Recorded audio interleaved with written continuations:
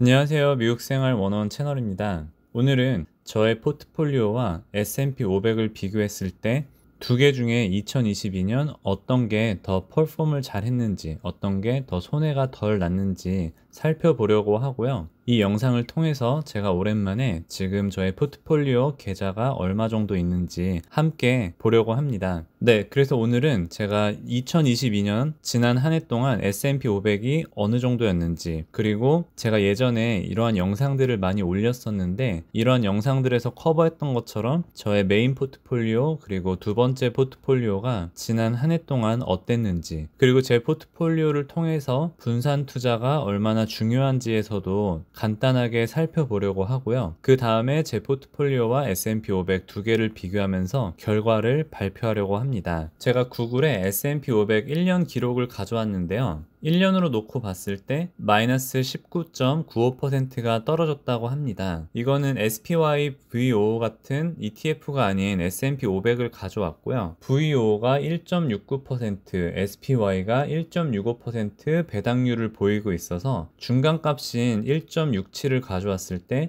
배당 적용 후에 S&P 500이 지난 1년 기준으로 마이너스 18.28% 떨어졌다고 생각해도 되지 않을까 싶어서, 그래서 저는 영상에서 이 숫자를 사용하려고 합니다. 네, 저의 메인 포트폴리오 year to date로 해놨고요. 1년 전에 밸류가 10만 4천 불 정도 있었고 제가 지난 한 해 동안 2만 1,600불 정도 넣었고요. 네, 배당을 다 고려해서도 2만 4,900불 정도 떨어진 걸로 보입니다. 마이너스 21% 정도 났고요. 그래서 지난 한 해 동안 밑빠진 독에 물붓기였는데요. 이 두 개만 놓고 봤을 때 부은 물보다 밑빠진 독에서 빠져나간 물이 조금 더 많았음을 볼 수 있습니다. 네, 저는 그리고 ETF를 포함해서 9개의 섹터로 관리하고 있고요. 역시나 기술주가 37% 떨어졌고 ETF랑 재량 소비재 그리고 통신주가 20% 이상 하락했습니다. 물론 다행히도 헬스케어와 필수 소비재를 보면은 그래도 플러스가 났었고요. 리츠는 10%, 유틸리티는 4.8%, 그리고 금융주는 11% 이렇게 하락을 했습니다. 하나하나 간단히 보면요. 자, 여기에 나오는 숫자들이 엔비디아가 1년 한 해 동안 마이너스 48%, 49% 빠졌다는 게 아니라 제 포트폴리오에 한해서 1년 한 해 동안 추가 매수한 것도 있고 배당을 다시 재투자한 것들도 다 고려해서 이렇게 나왔고요. 비자를 제외하고는 다 20% 이상 빠졌는데 테슬라는 거의 70% 정도 빠졌습니다. 테슬라가 저에게는 100% 넘는 수익을 보였었는데 지금은 현재 마이너스를 찍고 있고요. 네, ETF로 오면은 제가 지난 한 해 동안 진심으로 열심히 투자했던 SPYG도 year to date로 27% 하락을 했습니다. SPHD, 즉 저변동성 나름 고배당으로 모아놓은 SPHD는 거의 비슷하게 유지를 했고요. VOO 같은 경우에도 제 포트폴리오 안에서는 마이너스 18% 정도 하락을 했습니다. 네, 헬스케어고요.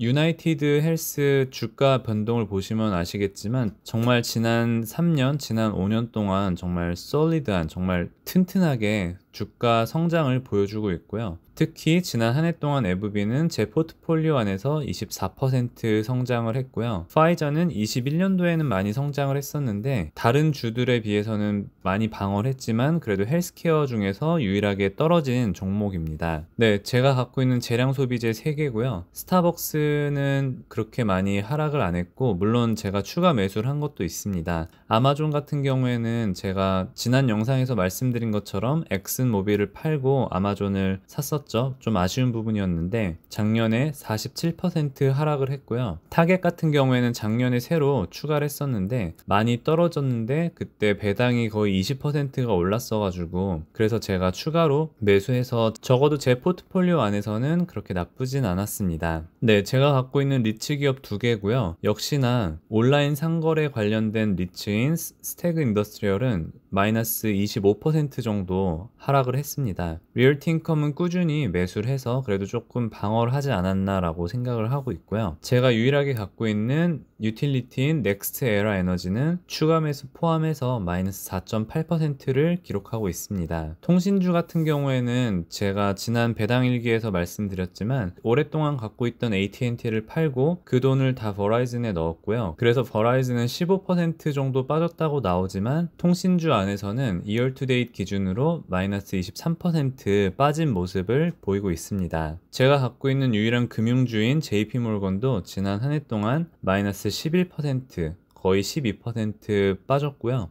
금리 인상기라고 해서 막 은행주가 막 엄청 각광을 받고 막 그랬던 건 아닌 것 같아요. 그래도 다른 섹터에 있는 주식들보다는 조금 방어적인 모습을 보였던 것 같습니다. 네, 그렇게 저의 메인 포트폴리오 안에서 섹터별로 잠깐 봤고요. 네, 이거는 전체 계좌입니다. 사실 뭐 지금 엔비디아나 SPYG 마이너스 나고 있지만 뭐 그래도 투자 전체로 봤을 때는 플러스이기 때문에 뭐 올해 많이 떨어진 기업들도 이렇게 플러스를 보이는 기업들도 있습니다. TSM도 작년에 많이 빠지기도 했고 제 포트폴리오 안에서도 마이너스 33%이기 때문에 조금 더 비중을 늘려가려고 하고 있고요. 구글이나 테슬라 같이 마이너스이긴 하지만 배당을 주고 있지 않는 종목은 일단은 올해 그냥 놔두지 않을까라고 생각하고 있습니다. 많은 종목들이 그래도 아직은 막 간당간당한 것도 있지만 플러스를 보이고 있어서 다행이라고 생각을 하고요. 네, 다음으로는 제 바이앤홀드 두 번째 계좌입니다. 1년 전에 22,200불이었고요. 여기는 보통 바이를 할 때도 있는데 막 엄청 많이 안 해서 그래도 지난 1년 동안 660불 정도 넣었고 배당을 다 고려했을 때 제가 들였던 돈보다 조금 더 많이 빠졌고요. 그래도 전체적으로 봤을 때 마이너스 4.1%였습니다. 나름 이 포트폴리오에 한해서 많이 선방을 했고요. 그럴 수 있었던 이유가 SPHD나 잔슨앤존슨도 선방을 했지만 역시나 엑슨모빌과 함께 작년에 정말 엄청난 수익을 끌었던 쉐브론이 50% 이상 상승을 하면서 ASML이 부진했음에도 불구하고 정말 더 떨어질 수 있는 저의 포트폴리오를 이렇게 멱살 잡고 이렇게 많이 끌어올리지 않았나라고 생각을 합니다. 제가 여기 기업들은 거의 투자를 하고 있지 않고 심지어 이 포트폴리오에서 받은 배당도 저는 메인 포트폴리오로 옮겨서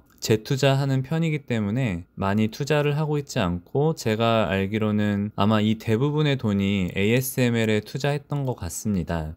네, 제가 방금 제 포트폴리오를 보여드렸는데 자, 왼쪽에 보이시는 게 저의 포트폴리오고 오른쪽으로 보이는 게 지난 한 해 동안 주가 변동입니다. 누구나 아시듯이 작년 한 해는 모든 게 떨어졌던 한 해이기도 하기 때문에 제가 중간중간에 추가 매수를 했던 것들이 손해를 방어할 수 있었습니다. 여기 보시면은 조금 물론 배당이나 수수료를 고려하면 뭐 조금 달라질 수도 있겠지만 전체적으로 저의 포트폴리오가 조금 더 방어적으로 이렇게 손해는 덜 나고 수익은 조금 더 난 것 같습니다. 테슬라 같이 배당도 받지 않고 한 해 동안 건드리지 않았던 거는 이렇게 두 개가 동일하게 보이기도 하고요. 저도 이 표를 만들면서 이래서 하락장에서 분산 투자가 중요하구나 라는 것을 다시 한번 느낄 수 있었습니다. 사실 여기서 보여주는 거는 주가가 아니라 제가 갖고 있는 토탈 밸류에 대해서 나온 건데요. 만약에 이게 주가 그래프라고 했을 때 우리가 이러한 고점에서 사지 않고 이렇게 출렁일 때 뭐 이쯤에서 사고 뭐 이쯤에서 사고 이렇게 산다면은 그러한 노력들이 하나하나가 모여서 어떤 종목에 대해서 1년을 총 봤을 때 그 주식을 한 해 동안 갖고 있는 것보다 조금 더 나은 결과가 나오지 않을까라고 생각을 해서 분산 투자, 그러니까 이건 종목의 분산이라기보다도 시간적으로 분산을 해서 투자하는 것들이 얼마나 중요한지에 대해서 다시 한번 말씀드리고 싶었습니다. 네, 저의 메인 포트폴리오와 두 번째 포트폴리오를 이렇게 정리를 했을 때 각각의 1년 전의 어마운트와 캐시플로우를 다 더했을 때 이렇게만 더하면은 14만 8천 불인데 이제 마켓이 떨어져서 커런 밸류를 보면은 12만 불에 가까운 11만 9,800불 정도 됩니다. 이 두 개를 고려했을 때 제 포트폴리오는 마이너스 19% 정도 떨어졌기 때문에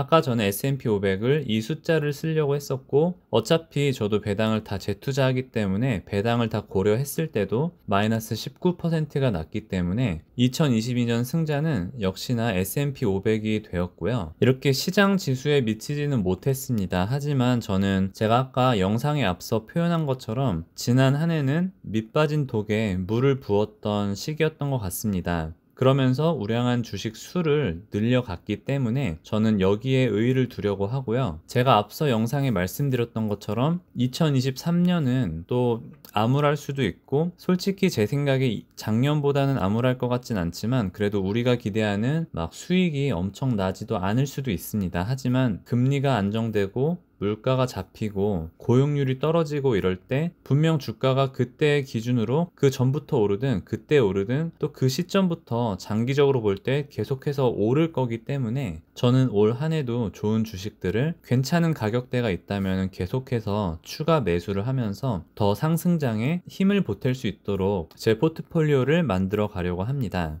네, 오늘 영상은 여기까지 하도록 하겠습니다. 시청해주신 모든 분들께 감사드립니다. 새해가 밝았습니다. 여러분들 각자 계신 곳에서 모두 새해 복 많이 받으시고 저는 다음 영상에서 뵙겠습니다. 안녕히 계세요.